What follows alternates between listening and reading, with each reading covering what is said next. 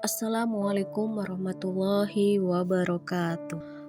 Salam guru penggerak, tergerak, bergerak, dan menggerakkan. Bertemu kembali bersama saya Heni Agustanti dari UPT SMPN 02 Negeri Agung dalam kegiatan pendidikan guru penggerak angkatan 9. Saya di sini akan memaparkan tugas koneksi antar materi dan kesimpulan refleksi filosofi pemikiran pendidikan Ki Hajar Dewantara. Yuk mari simak pemaparan dari saya. Berdasarkan hasil diskusi elaborasi pemahaman modul 1.1 bersama instruktur, fasilitator, pengajar praktik, dan CPG Angkatan 9. Saya mendapatkan pemahaman bahwa pendidikan perlu menerapkan pemikiran pendidikan Ki Hajar Dewantara sehingga anak dapat mengembangkan potensi, bakat, dan minat untuk mencapai merdeka belajar. Sebagai pendidik, kita diharapkan bisa menghambakan kepada anak dan menanamkan budi pekerti kepada anak. Nah, dari sini saya mengambil kesimpulan, yaitu sebagai berikut. Kesimpulan yang pertama, pembelajaran Ki Hajar Dewantara menegaskan bahwa pengajar dan pendidik saling terkait, karena pengajaran adalah bagian dari pendidikan dan melibatkan proses memberikan ilmu dan keterampilan untuk kehidupan fisik dan mental anak.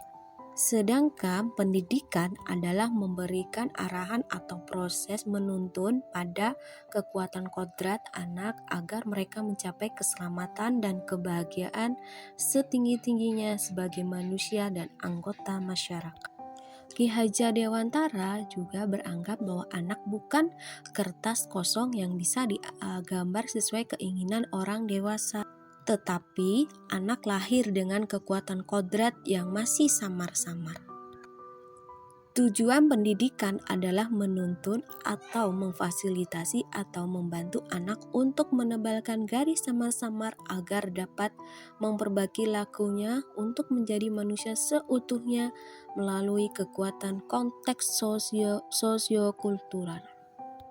Kemudian Ki Hajar Dewantara berpesan bahwa pendidikan adalah tempat persemaian benih-benih budaya.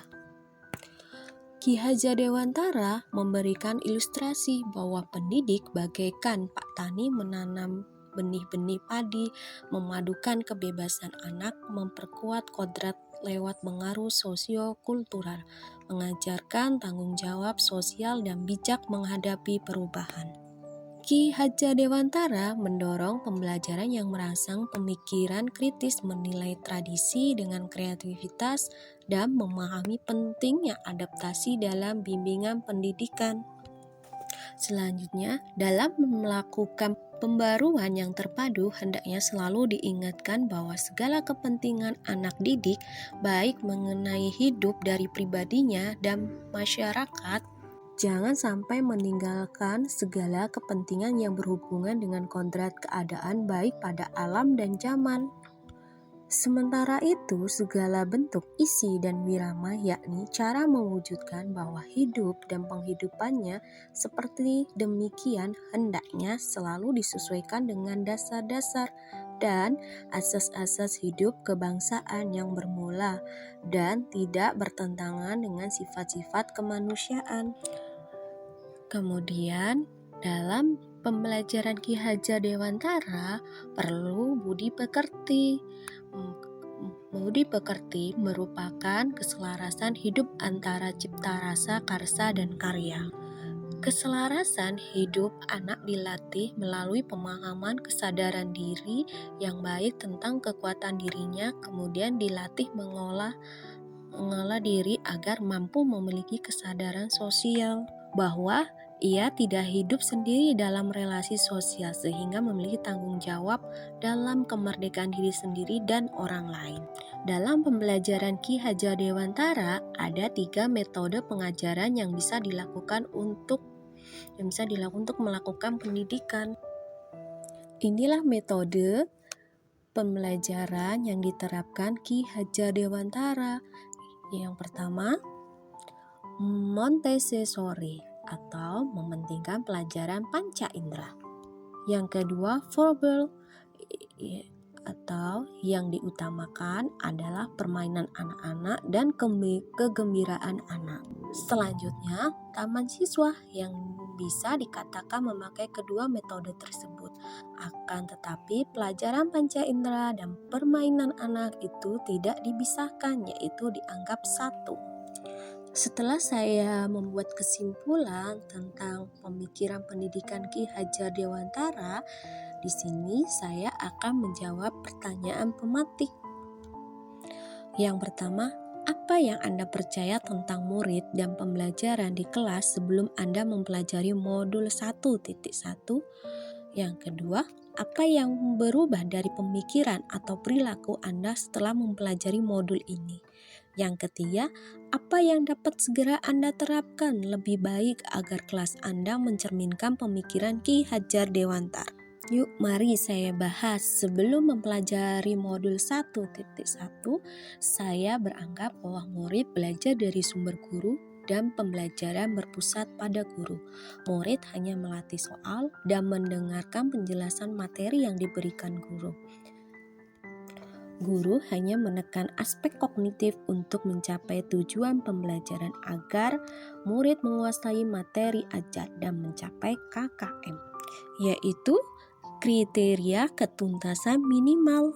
Jika anak tidak mencapai KKM, maka anak tersebut dikatakan gagal. Kemudian setelah saya membaca modul 1.1, saya memiliki pemikiran dan perilaku berubah, yaitu pembelajaran yang berpusat pada murid karena mereka adalah anak yang aktif dalam membangun pengetahuan sendiri atau sumber belajar sendiri. Kedua, saya anggap guru hanya sebagai fasilitator dan melakukan pendekatan pembelajaran sesuai keadaan anak, sehingga pembelajaran di kelas itu menarik dan murid merasa nyaman di kelas.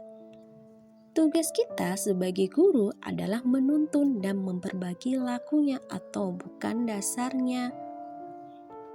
Sebagai pendidik adalah menghamba kepada anak dan menanamkan budi pekerti pada peserta didik sesuai budaya yang ada di sekolah. Kemudian, agar kelas saya mencerminkan pemikiran Ki Hajar Dewantara, penerapan yang segera akan saya lakukan di kelas antara lain: 1. Menerapkan pendidikan Ki Hajar Dewantara. 2. Membuat dan menerapkan kesepakatan bersama tentang proses pembelajaran di kelas. 3. Mendesain kelas menjadi lingkungan yang menyenangkan sesuai dunia anak. Nah, di sini saya akan mendesain kelas sesuai kebutuhan anak. Misalnya karya tulisan anak dan kerajinan tangan anak yang mencerminkan motivasi belajar mereka. Kemudian saya letakkan di depan kelas atau di ujung kelas. Nah, di situ anak akan menjadi semangat untuk belajar. Yang keempat, menjadikan murid sebagai subjek pembelajaran yang bisa mengeksplor pengetahuan yang akan dipelajari tanpa paksaan dengan cara sendiri. 5. Saya akan melakukan pengembangan diri agar menguasai strategi pembelajaran sesuai kodrat zaman untuk melatih 6 kecakapan abad 21, yaitu 6C yang dikenal dengan karakter atau karakter, citizenship atau kewarganegaraan, critical thinking, berpikir kritis, creativity, kreatif, kolaborasi, dan komunikasi. 6. Merancang pembelajaran interaktif dan menyenangkan. Nah, disinilah yang paling utama saya terapkan dalam pembelajaran di kelas. 7. Menerapkan merdeka belajar dengan mengaitkan penguatan profil pelajar Pancasila. 8. Menuntun anak menuju tujuan hidup merdeka. 9. Menerapkan semboyan Ki Hajar Dewantara, yaitu ing ngarso sung tolodo. Artinya dari depan memberikan teladan kepada anak saya. Ing matyo mangon karso, di tengah bisa jadi teman memberi semangat atau motivasi. Dan tut wuri handayani, dari belakang bisa memberikan dorongan moral dan semangat. Demikianlah pemaparan tugas koneksi antara materi, kesimpulan, refleksi filosofi pendidikan Ki Hajar Dewantara.